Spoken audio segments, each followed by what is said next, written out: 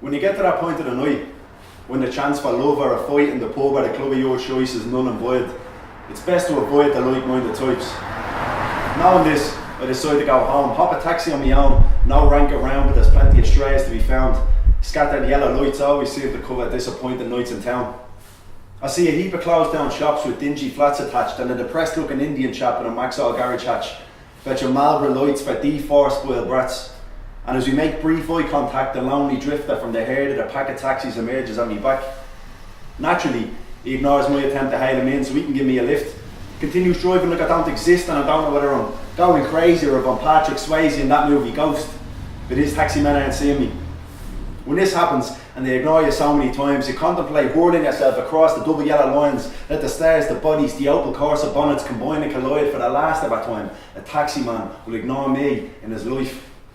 But just then one pulls in with a cheeky grin. Where are you going, kid? Cool look, hop in. And as I take the back seat, I notice little things.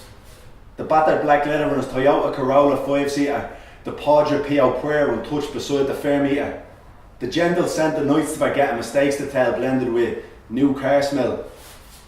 Out in the gargle way. And I could tell not just by what he said but the way he said it, that he's the stereotypical taxi driver type of fella who gives the impression that he loves talking about the recession.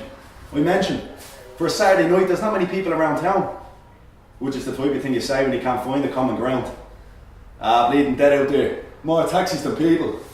And I'm not along, let him know that we're equals. Last thing I need in the trip home is rear view evils, and he's driving like a lunatic, like his last name's Knievel. I try my best not to panic. And I notice AC/DC is playing. I hadn't taken him for a Radio Nova addict. And I say as we sink back in my seat, yeah, just left at the light here, chief. And he proceeds to question me.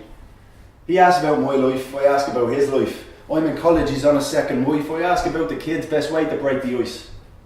Fact is, he's a lad just trying to get by. And I'd be lying if I said we weren't essentially the same inside. Only difference is my life is reading books and his is transporting drunks. Like most others, we find ourselves in a similar position. Eyes tired, lives never transpired to the dreamed of conditions. We both had goals that never came to fruition.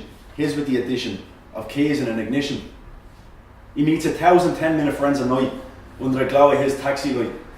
And as he bobs and waves through housing schemes and 1550s with the meter reads and the light of the prayer and the worn leather seats, I say, yeah, just drop us off anywhere here, please. And I dispense with the expense of the transport fees and he is free to live. And then he dwindles away like a shivering flame. And he totally goes like a puff of smoke. For me, brush the teeth, hit the sack, as you do. For him, orange, red, green, O'Connell Street, back of the queue.